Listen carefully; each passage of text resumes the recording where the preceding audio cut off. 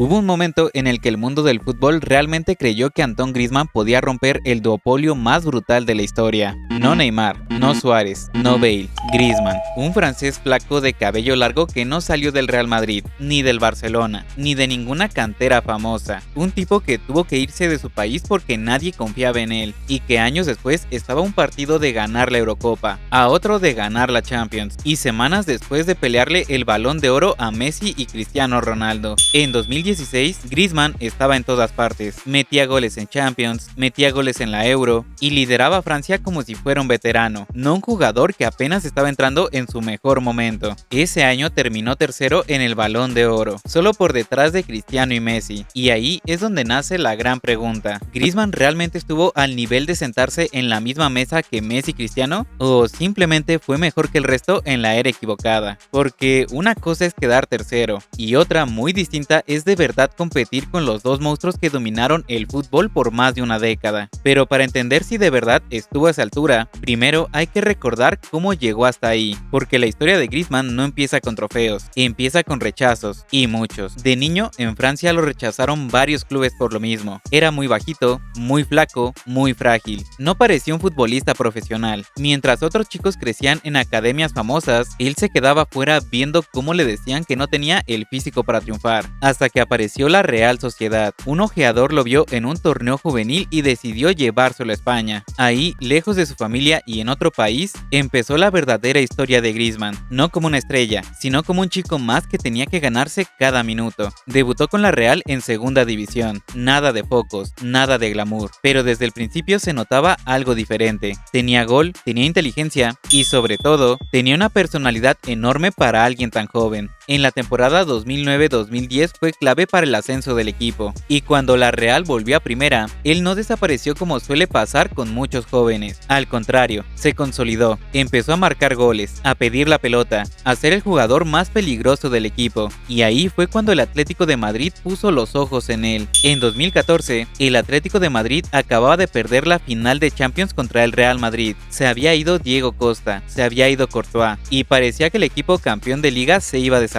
Pero Simeone necesitaba una nueva cara ofensiva, alguien que encajara en su idea, y apostó por Griezmann. Al principio no fue sencillo. El Atlético no era un equipo que jugara para lucirse, era un equipo que corría, presionaba, defendía y sufría. Muchos atacantes no soportaban ese estilo de juego, pero Griezmann sí. Se adaptó al sacrificio, a jugar para el equipo, a presionar como un defensa más, y cuando tenía una oportunidad no fallaba. En su primera temporada ya fue el goleador del equipo. En la segunda explotó por completo. En la 2015-2016 metió 32 goles en todas las competiciones y llevó al Atlético hasta la final de la Champions otra vez. Y no solo eso, también fue clave para eliminar al Barcelona en cuartos, marcando 2 goles en el partido de vuelta. Ese día dejó claro que no le temblaban las piernas en partidos importantes, pero la final contra el Real Madrid fue un golpe durísimo. En San Siro tuvo la oportunidad de abrir el marcador desde el punto penal y la mandó al travesaño. El Atlético terminó perdiendo otra final contra su vecino, otra herida más para ese equipo. Y como si no fuera suficiente, semanas después llegó la Eurocopa 2016. Francia jugaba en casa, todo el país esperaba el título, y el gran protagonista del torneo fue Griezmann. Metió 6 goles, fue el máximo goleador y metió a Francia hasta la final. Pero en la final, Portugal apareció, ganó 1-0 en tiempo extra, y Griezmann volvió a quedarse a un paso de la gloria. En cuestión de semanas, había perdido una final de Champions y una final de Euro, 2 oportunidades gigantes, 2 golpes seguidos. Aún así, ese año terminó tercero en el Balón de Oro, solo por detrás de Cristiano y Messi, y muchos pensaron que si hubiera ganado uno de esos 2 títulos, quizá la historia habría sido muy diferente. Pero Griezmann no se cayó, al contrario, en 2018 tuvo su revancha. Ese año el Atlético ganó la Europa League y fue la gran figura de la final contra el Marsella. Metió 2 goles y levantó el trofeo como líder del equipo, y semanas después llegó el Mundial de Rusia. Francia tenía un equipo lleno de talento. Mbappé, Pogba, Kanté, Varane, pero el cerebro ofensivo del equipo era Griezmann. No siempre brillaba con goles espectaculares, pero aparecía cuando hacía falta. Metió gol en octavos, en cuartos, en la final y terminó siendo uno de los jugadores más importantes del torneo. Francia fue campeona del mundo y Griezmann, sin hacer tanto ruido como otros, fue clave en todo el recorrido. Ese era el momento perfecto para dar el salto definitivo y ahí es donde empieza la parte más polémica de su carrera. El Barcelona llevaba años buscándolo, pero Griezmann había hecho un documental anunciando que se quedaba en el Atlético, en un movimiento que muchos consideraron innecesario y arrogante. Un año después, terminó fichando por el Barcelona de todas formas, y ese cambio lo cambió todo. En el Barcelona nunca encontró su lugar, no era extremo puro, no era 9, y en su posición natural ya estaba Messi. Jugaba incómodo, sin confianza, sin protagonismo. Pasó de ser el líder absoluto del Atlético a ser una pieza más en un equipo lleno de problemas. Los números no eran malos, pero la sensación sí. No era el Griezmann determinante de antes, no era el jugador que peleaba balones de oro, y al final terminó regresando al Atlético.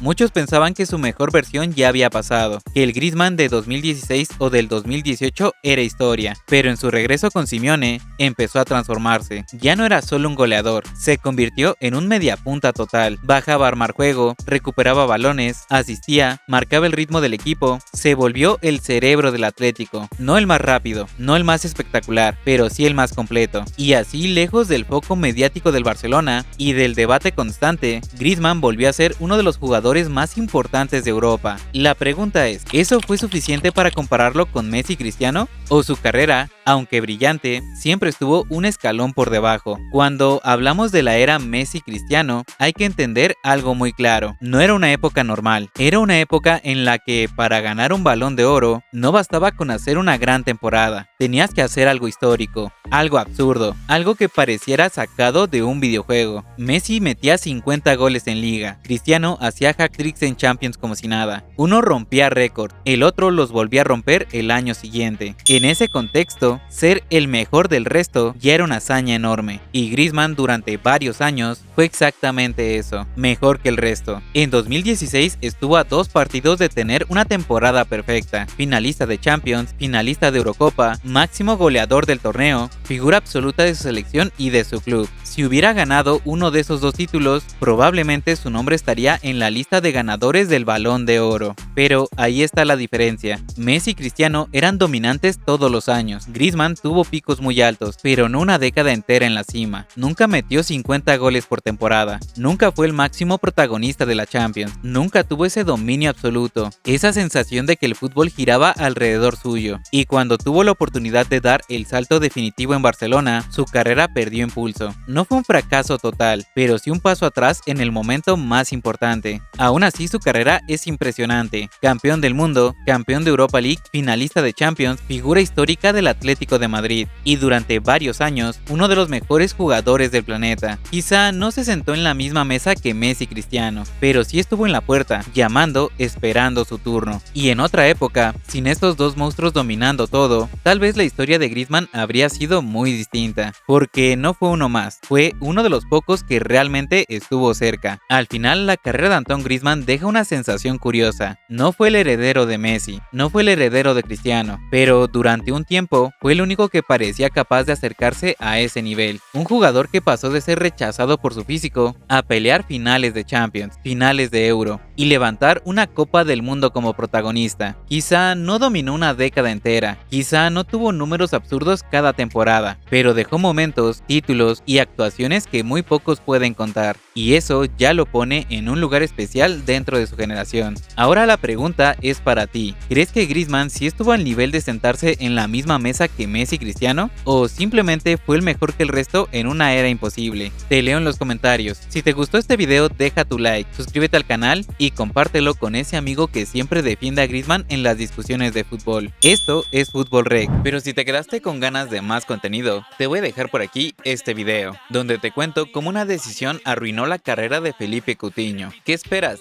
Nos vemos en este video.